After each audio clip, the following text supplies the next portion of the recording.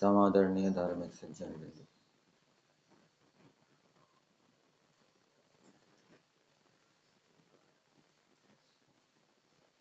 उपदेश मंजरी पुस्तक जिसमें महर्षि दयानंद जी के उपदेशों का संग्रह किया गया है। चौथा उपदेश है। चौथे उपदेश में मूर्ति का जो षोडश उपचार 16 प्रकार का उपचार ऐसा समझना चाहिए जो किया जाता है, प्राण प्रतिष्ठा आदि, उसके विषय में विचार किया गया। दिया है, जड़ मूर्ति की केवल जड़ पदार्थ के नाते से पूजा नहीं होती, इसलिए प्रथम उसमें उसकी प्राण प्रतिष्ठा करनी पड़ती है। मूर्ति में जब तक प्राण प्रतिष्ठा नहीं करेंगे तो वो जड़ रहेगी और इस कारण से उसकी पूजा नहीं होती। तो उसको चेतन करने के लिए क्या करते हैं? प्राण प्रतिष्ठा करते हैं। मूर्ति में प्राण प्रतिष्ठा यह सिर्फ भावना ही है।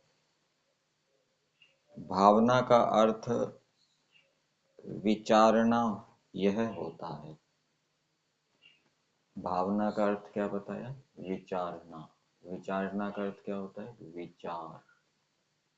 और विचार से भावना उत्पन्न होती है। जो भी हम विचार करते हैं वही कालांतर में भावना के रूप में उत्पन्न होता है। तो वहां पर भी सूक्ष्म रूप में विचार रहते हैं। इसलिए कहा भावना का अर्थ विचार यह होता है। एक संस्कृत का वाक्य दिया है, यादृशी भावना यस्य सिद्धिर्भवति तादृशी। जैसी जैसी भावना वैसी ही उसको सिद्धि मिलती है, ऐसा कोई कहने लग जाते हैं। जिसकी जैसी भावना होती है उसको वैसी ही सिद्धि मिल जाती है। किसी की जीतने की भावना है कि मैं जीतूं तो वो जीत जाता है। किसी की प्रथम स्थान पर आने की भावना है कि मैं प्रथम स्थान पर आऊं तो उसको वो सिद्धि मिल जाती है, प्रथम स्थान पर आ जाता है। ऐसा अर्थ करते हैं। परंतु यह उनका मिथ्या प्रलाप है, क्योंकि सब मनुष्यों को सदा सुख प्राप्ति की दृढ़ भावना रहती है। सब मनुष्यों को हर समय कौन सी दृढ़ भावना रहती है? कि मुझे सुख प्राप्त हो जाए। फिर उनको सर्वदा सुख प्राप्ति क्यों नहीं होती? ऐसी दृढ़ भावना होने पर भी हर समय तो उनको सुख की प्राप्ति होती है। उसी तरह पर्वत के बीच सोने की दृढ़ भावना की जाए तो पर्वत सोने का कभी नहीं बन सकता। कोई ऐसी दृढ़ भावना करे कि ये पर्वत सोना बन जाए तो पर्वत सोना तो नहीं बनता। हमारी भावना के कारण जड़ मूर्ति में कुछ भी परिवर्तन नहीं होता और प्राण प्रतिष्ठा करने के पश्चात मूर्ति सचेतन नहीं होती। सचेतन मतलब चेतन के सहित नहीं होती।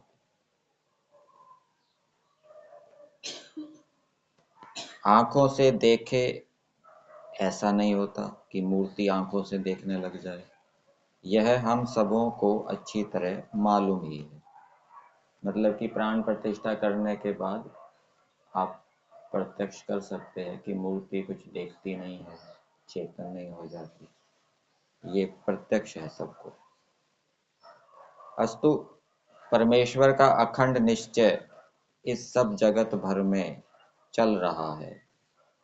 उसमें हमारी कृति से कोई परिवर्तन नहीं होगा। तो परमेश्वर के जो नियम है उनको कोई तोड़ नहीं सकता। जड़ चेतन नहीं हो सकता, चेतन जड़ नहीं हो सकता, ठीक है। अग्नि जल नहीं हो सकती, जल अग्नि नहीं हो सकती। सूर्य पृथ्वी नहीं हो सकता, पृथ्वी सूर्य नहीं हो सकती।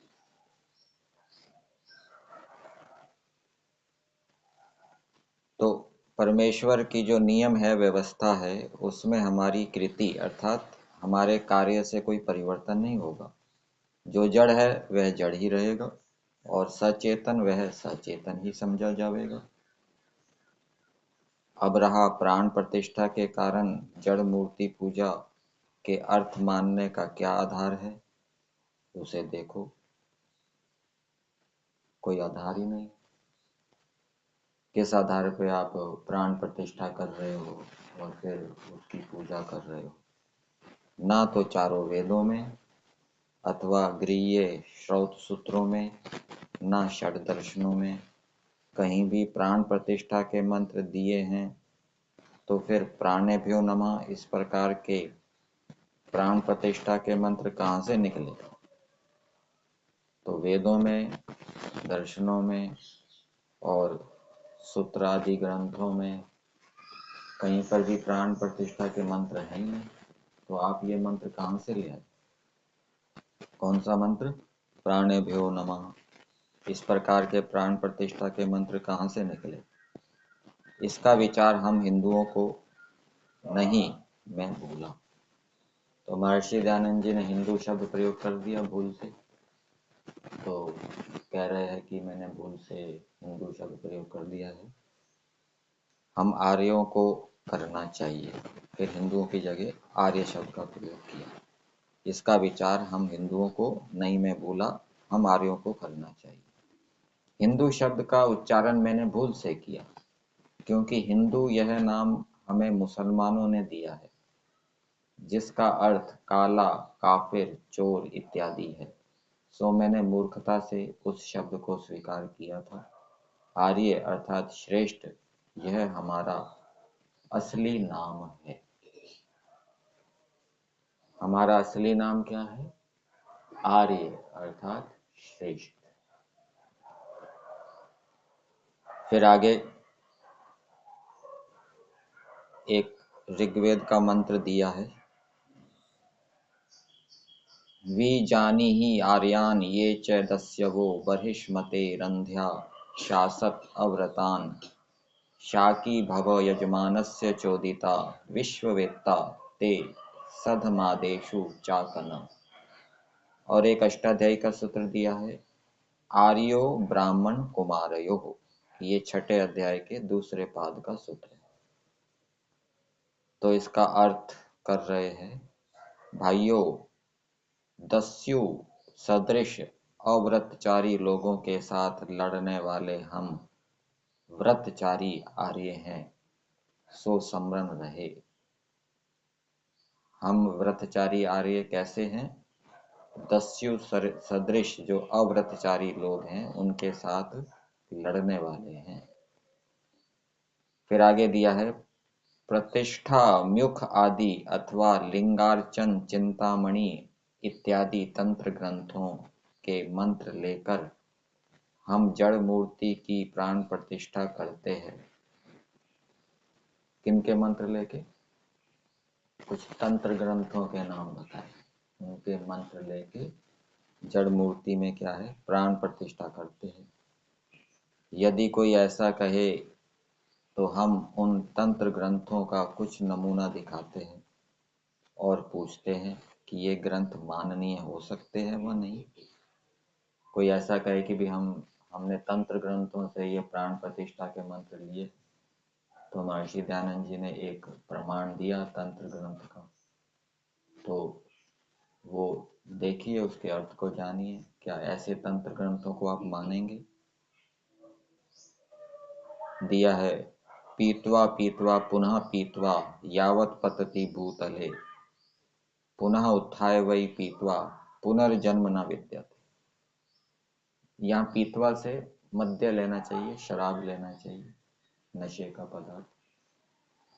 तो शराब को पीकर फिर पीकर जब तक वो पी कर धरती पर ना गिर जाए, और फिर जब वो उठकर दोबारा पीता है तो फिर उसका जन्म नहीं होता। तो क्या कोई शराब पीकर मोक्ष को प्राप्त कर सकता है? क्या ऐसी बात को हम मान सकते हैं जो तंत्र ग्रंथ के अंदर लिखी है, शराब पीने से मोक्ष हो जाए? ऐसा करके भला ऐसे ऐसे तांत्रिक मंत्रों के बीच वैदिक मंत्रों का सामर्थ्य कहाँ से आ सके? तो वैदिक मंत्रों के अंदर जैसी ऊंची बातें बताई गई है वो तंत्र ग्रंथों में कैसे हो सकती है?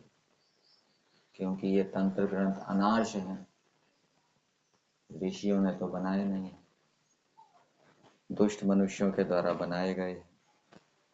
इसीलिए जड़ मूर्ति में कभी भी चेष्टा नहीं उत्पन्न होती। मंत्र से स्वाभाविक जड़ पदार्थ में प्राण डालना तो दूर रहा, परंतु स्वाभाविक जीव रहने वाले साअवयव मृत शरीर में जिसमें प्राण आना चाहिए और मुर्दा जिंदा हो जाए, परंतु उसमें वैसा भी नहीं होता। आप तो मूर्ति में प्राण प्रतिष्ठा की बात कर रहे हो, मुर्दे में तो प्राण प्रतिष्ठा करके दिखाओ, उसको तो जिंदा करके दिखाओ, वो तो जिंदा होता नहीं। तो फिर व्यर्थ ही इस प्रकार के प्राण प्रतिष्ठा के पाखंड में क्या रखा है? अर्थात कुछ भी ऐसे पाखंड से नहीं निकलता। तो ये प्राण प्रतिष्ठा के विषय में चर्चा की। फिर दूसरा प्रश्न, भिन्न भिन्न वर्ण तो आप नहीं मानते, फिर वर्णाश्रम धर्म की व्यवस्था आप कैसे करोगे? अर्थात ब्राह्मण कौन, वैश्य कौन, क्षत्रिय कौन, शूद्र कौन हो सकता है? तो इसका उत्तर दिया है। आश्रम 4 हैं, ब्रह्मचर्य, गृहस्थाश्रम, वानप्रस्थ और संन्यास। सुसंगति अध्ययन आदि को का अधिकार मनुष्य मात्र को है। प्रत्येक मनुष्य को यह अधिकार है। क्या अधिकार है? अध्ययन आदि करने का, सुसंगति करने का। फिर जिस जिस प्रकार का जिस जिस पर संस्कार होगा उसी उसी प्रकार उसकी योग्यता मनुष्य मात्र में बढ़ेगी। अब सबको अध्ययन सुसंगति करने का अधिकार है, करें, करेंगे। फिर करने पर सब पर एक जैसा ही संस्कार पड़े, ऐसा नहीं है, अलग अलग संस्कार पड़ेंगे। तो अलग अलग संस्कारों के कारण अलग अलग योग्यता उत्पन्न होगी। कोई ब्राह्मण बनेगा, कोई क्षत्रिय बनेगा। तो वही बात यहाँ कह रहे हैं। फिर जिस जिस प्रकार का जिस जिस पर संस्कार होगा उसी उसी प्रकार उसकी योग्यता मनुष्य मात्र में बढ़ेगी। हमारे देश में कोई बड़ी धर्म सभा नहीं, जिसके कारण आश्रम व्यवस्था और वर्ण व्यवस्था कुछ की कुछ हो गई है। ये महर्षि दयानंद जी कह रहे हैं उस समय की बात। भला आदमी दुख उठाता है, जितने चाहिए उतने मजदूर हर ठौर नहीं मिल सकते। ठौर का मतलब समय समझना चाहिए, हर समय नहीं मिल सकते। क्यों नहीं मिल सकते? जब चाहे जितने मजदूर। क्योंकि देश भर में साधुओं की टोलियां फिरती है, उनको मुफ्त में खाने को मिल जाता है, तो मजदूरी कौन करे? इसलिए हर समय मजदूर नहीं मिलते। आधुनिक संप्रदायों के अनुकूल जो साधु बनते हैं, आधुनिक संप्रदाय जैसे ये राधा स्वामी, स्वामी नारायण आदि, इनके अनुकूल जो साधु बनते हैं, बतलाओ कि उनकी गणना किस आश्रम में की जाए, उनको कौन से आश्रम में माने? ना वो संन्यास आश्रम के योग्य हैं, ना वानप्रस्थ के, ना गृहस्थ आश्रम के। क्योंकि शास्त्र का आधार छोड़ लोग मनमाने रहने लगे हैं। यह एक प्रकार की जबरदस्ती है। शूद्र, वैश्य, क्षत्रिय और ब्राह्मण, यह व्यवस्था गुण, कर्म और स्वभाव से की जा सकती है। और प्राचीन आर्य लोगों की व्यवस्था इसी प्रकार थी। वे जन्म से ब्राह्मण आदि वर्ण नहीं मानते थे। जान, श्रुति और जाबाल ये नीच कुल के थे। जाबाल ऋषि की कथा छांदोग्योपनिषद में कही हुई है। उसकी माता व्यभिचारिणी थी, परंतु गुरु के पास जाकर जाबाल सत्य बोला। इतने ही कथन से गुरु प्रसन्न होकर उससे कहने लगा कि जाबाल, तुम सत्य भाषण के कारण ब्राह्मण हो। ऐसा कहकर उसे ब्राह्मणत्व दिया। अब पुरुष सूक्त में भी एक श्रुति है, उसका भी अर्थ करना चाहिए। एक मंत्र दिया है पुरुष सूक्त का। ब्राह्मणोऽस्य मुखमासीत् बाहुराजन्यः कृतः ऊरु तदस्य यद वैश्यः पदभ्याम शूद्रो अजायत। फिर आगे दिया है, सब वर्णों के अध्ययन का जो समय है वह ब्रह्मचर्य है, और संसार को एक ओर रखकर अध्ययन, उपदेश और लोक कल्याण करने में जो संपूर्ण समय लगाया जावे वह संन्यास है। क्या बताया ब्रह्मचर्य के विषय में? सभी वर्णों के अध्ययन करने का समय क्या है? ब्रह्मचर्य है। और संन्यास क्या है? संसार को एक ओर रखकर, मतलब कि संसार के जो धंधे होते हैं, व्यापार, खेती, नौकरी चाकरी आदि, उसको एक ओर रखकर अध्ययन, उपदेश और लोक कल्याण करने में जो संपूर्ण समय लगाया जावे वह संन्यास है। गृहस्थियों को समय इन सब कार्यों के करने को नहीं मिलता, क्योंकि उनको संसार के धंधे करने पड़ते हैं, खेती, पशुपालन, व्यापार आदि। और सन्यासियों को अवकाश बहुत मिलता है। बस यही मुख्य भेद है। अब यदि कहा जाए कि जन्म ही से ब्राह्मण होता है, तो जब कोई ब्राह्मण अपने सदाचरण को छोड़ यवन आदिकों के समान आचरण करने लग जाता है, यवन से मुसलमान समझना चाहिए, मुसलमान आदिकों के समान आचरण करने लग जाता है। कौन? ब्राह्मण अपने सदाचार को छोड़कर मुसलमानों जैसा व्यवहार करने लग जाता है, तो उसका ब्राह्मणत्व क्यों नष्ट होता है? इससे सिद्ध हुआ कि केवल जन्म सिद्ध ही ब्राह्मणत्व नहीं, किंतु आचार सिद्ध है। फिर जब वो मुसलमानों जैसा व्यवहार करने लग जाता है, फिर उसको ब्राह्मण क्यों नहीं कहते? तो इससे क्या सिद्ध हुआ कि ये जो वर्ण व्यवस्था है ये क्या है?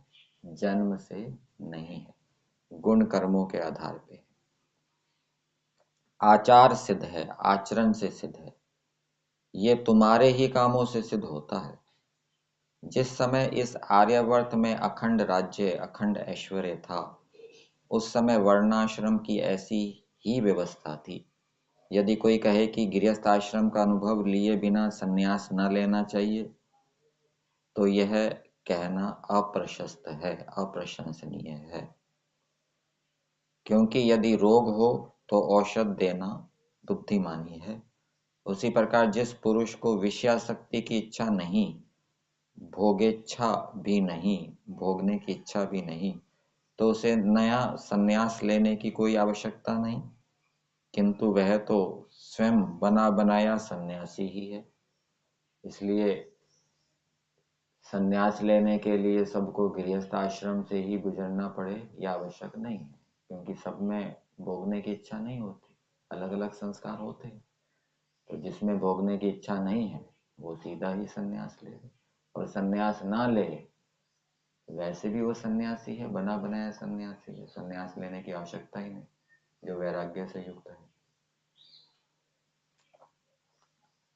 गार्गी ने कभी भी संसार सुख का अनुभव नहीं लिया। गार्गी ने कभी भी संसार सुख का अनुभव नहीं लिया, तो वो सन्यासी नहीं थी, ऐसा समझना चाहिए, वैराग्य से युक्त थी। वह सदा ब्रह्मचारिणी थी। तो ब्रह्मचारी भी संसार का सुख नहीं लेता, वो भी वैरागी जैसा होता है। ठीक है ना, जो सच्चा ब्रह्मचारी है, जिसको जितेंद्रिय कहा गया। अर्थ कामेषु असक्तानां धर्म ज्ञानम विधीयते धर्म जिज्ञासमानानां परमाणम परमम श्रुति। ये सत्यार्थ प्रकाश के तीसरे संवाद में श्लोक है। जिसमें संसार सुख की इच्छा है, उसको तो धर्म का ज्ञान ही नहीं होगा। धर्म कर्म क्या होता है, अधर्म क्या होता है, कितना ही सुन ले पढ़ ले, ब्रह्मचारी रहता हुआ।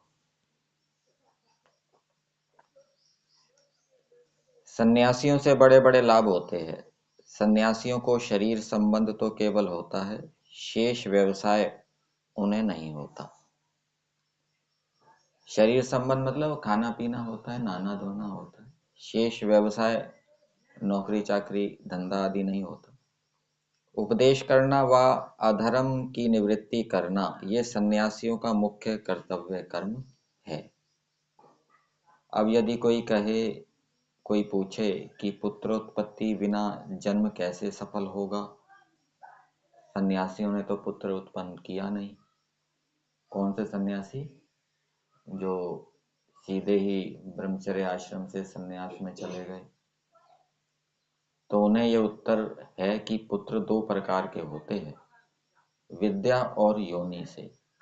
इन दो ही संबंधों से पुत्र प्राप्ति होती है। फिर आगे एक वाक्य दिया है, गरियान ब्रह्मदाह पिता। ये जो वाक्य है, नीचे टिप्पणी दी है, ये मनुस्मृति के श्लोक में से लिया है। जो ब्रह्म को देने वाला है, मतलब कि वेद विद्या को देने वाला है, वो बड़ा पिता है। और छोटा पिता कौन सा हो गया? जो पुत्र को उत्पन्न करने वाला है, वो छोटा पिता है। तो सन्यासी तो बड़ा पिता है, तो बड़ा पिता पिता कह दिया तो पुत्र भी उसके बहुत सारे होंगे। मूढ़ लोग जनपद में दुराचार कर कर किसी आपत्ति में पड़ेंगे, सो उन्हें सदाचरण की ओर लगाना, यही चतुर्थ आश्रमधारी सन्यासी ज्ञानी पुरुष का मुख्य काम है। तो किसी दुराचारी को सदाचारी बना दिया, तो ये एक प्रकार से पुत्र उसने उत्पन्न कर दिया। ऐसे कई पुत्र उत्पन्न करेगा, इससे उसका जन्म विफल नहीं होगा, सफल होगा। परंतु इन दिनों सन्यासियों पर बड़े बड़े जुल्म अत्याचार हो रहे हैं। अर्थात सन्यासियों को वन में रहना चाहिए, एक ही बस्ती में 3 दिन से अधिक ना रहे, इत्यादि इत्यादि प्रतिबंध हैं।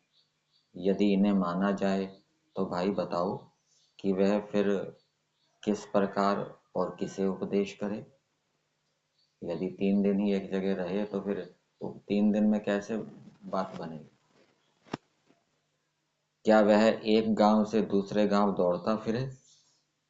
सन्यासियों को आग को न छूना चाहिए, ऐसा भी कहते हैं। परंतु मरने तक वे अपने जठराग्नि को कैसे छोड़ सकेंगे? अर्थात वह तो उनमें बना ही रहेगा, जठराग्नि तो हमेशा उनके अंदर ही रहेगा, उसको कैसे छोड़ेंगे? जबकि नियम बना रखा है कि सन्यासियों को आग ना छूना चाहिए। आधुनिक विश्वेश्वर पद्धति नामक ग्रंथ से यह सब पाखंड फैला है। फिर आधुनिक साधुओं को तन मन धन का समर्पण करे, यह क्या है? दूसरे मत संप्रदाय में होता है ना ऐसा कि तन मन धन शिष्य समर्पित कर दे गुरु को। भाई मन का समर्पण कैसे होगा? और तन का समर्पण करने में क्या मल मूत्र आदिकों का भी समर्पण होगा? आधुनिक साधुओं ने कुछ विलक्षण ही व्यवस्था बनाई है। उन्हें वेद शास्त्रों से क्या काम? बेचारे सन्यासी मात्र को अलबत्ता कष्ट होते हैं। मुझे कुछ धन चाहिए इसलिए ऐसा कहता हूं, यह बात नहीं है, किंतु मेरी मनोवृत्ति का साक्षी ईश्वर है, तुम उल्टा मत समझना। तो महर्षि दयानंद जी को भी कष्ट होते होंगे, इसलिए उन्होंने अपनी मनोवृत्ति बताई।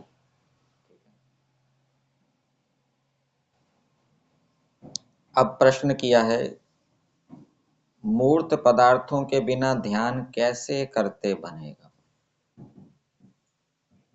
मूर्ति नहीं है तो ध्यान कैसे करेंगे? उत्तर, शब्द का आकार नहीं तो भी शब्द ध्यान में आता है, वह नहीं आता। शब्द का आकार नहीं है तो शब्द का ध्यान होता है या नहीं होता? क आपने लिपि में नहीं देखा, क बोला तो शब्द ध्यान में आएगा नहीं आएगा? शब्द मतलब शब्द के गुण। शब्द का गुण क्या है? उसका उच्चारण कहाँ से होता है, उसकी ध्वनि कैसी है, उसमें क्या प्रयत्न होता है। तो ये बोलते समय उसके बाद ध्यान में आएगा ना कि मैंने ये बोला, कंठ से बोला, ये प्रयत्न हुआ, उसकी ध्वनि इस प्रकार की आई। तो ये शब्द का उच्चारण करने के बाद वो ध्यान में आता है शब्द।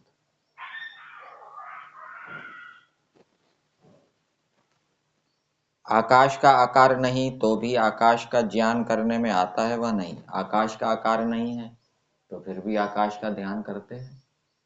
आकाश का ध्यान करते हैं मतलब आकाश के गुण कर्मों का ध्यान करते हैं। आकाश के गुण क्या है? शब्द है। आकाश का गुण क्या है? व्यापक है। आकाश का गुण क्या है? उसको हम पानी की तरह समेट नहीं सकते। आकाश की विशेषता क्या है? वो अपने में से दूसरी वस्तु को जाने देता है। अब ये सारी विशेषताएं जान ली, फिर हम आकाश का ध्यान करने लगे, चिंतन करने लगे, तो आकाश का चिंतन नहीं होगा? होगा। आकाश की कोई मूर्ति तो है नहीं, फिर भी आकाश का चिंतन होता है, ध्यान होता है। जीव का आकार नहीं तो भी जीव का ध्यान होता है व नहीं? जीव का आकार नहीं है फिर भी हम जीव का ध्यान करते हैं, जीव का चिंतन करते हैं कि जीव के अंदर ये गुण है, इच्छा, द्वेष, प्रयत्न आदि, ये चिंतन किया जाता है। अल्पज्ञ है, अल्प सामर्थ्य वाला है, कर्म करने में स्वतंत्र है। ज्ञान, सुख, दुख, इच्छा, द्वेष, प्रयत्न ये नष्ट होते ही जीव निकल जाता है। यह किसान भी समझता है। तो किसान भी जीव के गुणों को जानता है।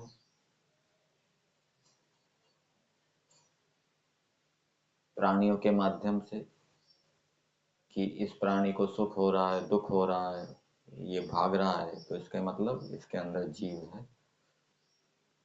और वो जानता है और उसका जीव का ध्यान भी करता है, चिंतन भी करता है। लेकिन जीव का आकार नहीं है कोई। ध्यान यह ऐसा ही पदार्थ है। योग आदि शास्त्र में ध्यान का लक्षण किया, सूत्र दिए है। रागोपहतिर ध्यानम, ये सांख्य दर्शन का सूत्र है। ध्यानम निर्विषयम मनः, ये भी सांख्य दर्शन का सूत्र है। तत्र प्रत्यय एकतांता ध्यानम, ये योग दर्शन का सूत्र है। साकार का ध्यान कैसे करोगे? साकार के गुणों का ज्ञानाकार होने तक ध्यान नहीं बनता। जब तक हम साकार को देख रहे हैं तब तक उसका ध्यान नहीं होगा, तब तक तो प्रत्यक्ष होगा। और देखने के बाद, साकार को देखने के बाद, उसके गुणों को जानने के बाद, प्रत्यक्ष करने के बाद फिर आंख बंद करके उस साकार का ध्यान होगा, आंख खोलकर नहीं होगा। आंख खोलकर साकार को देख रहे हैं तो वो प्रत्यक्ष है, वो ध्यान नहीं है, वो प्रत्यक्ष कर रहे हैं। ध्यान तो आंख बंद करके होगा, उसके गुणों का चिंतन करने से। प्रत्यक्ष से जो उसके गुण पता लगे फिर उनका आंख बंद करके चिंतन करना, ये साकार का ध्यान है। ठीक है। मूर्ति का ध्यान भी खोल के, आंख खोल के नहीं होगा। मूर्ति को आंख खोलकर देखा, उसके गुणों को जाना कि इतनी बड़ी है, इसका नाक ऐसा है, कान ऐसा है, इसने ऐसे कपड़े पहन रखे हैं, फिर आंख बंद करके उसकी विशेषताओं का चिंतन होगा, ध्यान होगा। देखो, एक सूक्ष्म परमाणु के भी अधम, उत्तम और मध्यम ऐसे अनेक विभाग ज्ञान बल से कल्पना में आते हैं। अब कोई ऐसा कहे कि मुट्ठी में क्या पदार्थ है, तो विदित होने तक ढकी हुई मुट्ठी की ओर देखने ही से केवल उस पदार्थ को जानने के लिए और भी दृढ़तर सबल उपाय है। तो मुट्ठी बंद है, उसके अंदर क्या है, कैसे पता लगे? प्रत्यक्ष से तो पता नहीं लगेगा, तो उसके और साधन भी हैं और प्रमाण है, अनुमान, उपमान, शब्द, ऐतीय, अर्थापत्ति, संभव और अभाव। तो इन प्रमाणों से पता लग जाएगा, इन उपायों से पता लग जाएगा कि मुट्ठी के अंदर ये है। ठीक है ना? या जिसकी मुट्ठी बंद है वो खुद कहे कि मेरी मुट्ठी के अंदर ये है, ये शब्द प्रमाण हो गए। ठीक है? अनुमान से पता लग जाएगा मुट्ठी कुछ खुली हुई है या बिल्कुल बंद है, तो कुछ तो पता लग जाएगा, छोटा पदार्थ है या बड़ा पदार्थ। बड़े पदार्थ में मुट्ठी कुछ बड़ी, कुछ खुली होगी, छोटे पदार्थ में बिल्कुल बंद होगी। तो क्या कहना चाहते हैं कि प्रत्यक्ष से ही ईश्वर का ज्ञान होता हो, ऐसा नहीं है। प्रत्यक्ष से तो ईश्वर का ज्ञान होता है नहीं, इंद्रियों के प्रत्यक्ष से, क्योंकि ईश्वर में रूप रस आदि नहीं है। और भी उपाय है ईश्वर के ज्ञान के, दूसरे प्रमाण प्रत्यक्ष से भिन्न, और उन उपायों से परमेश्वर को जानकर, परमेश्वर के गुण कर्म स्वभावों को जानकर फिर परमेश्वर का ध्यान हो जाएगा, चिंतन हो जाएगा, कोई बाधा नहीं। ठीक है ना? मूर्ति की कोई आवश्यकता ही नहीं। यहीं तक।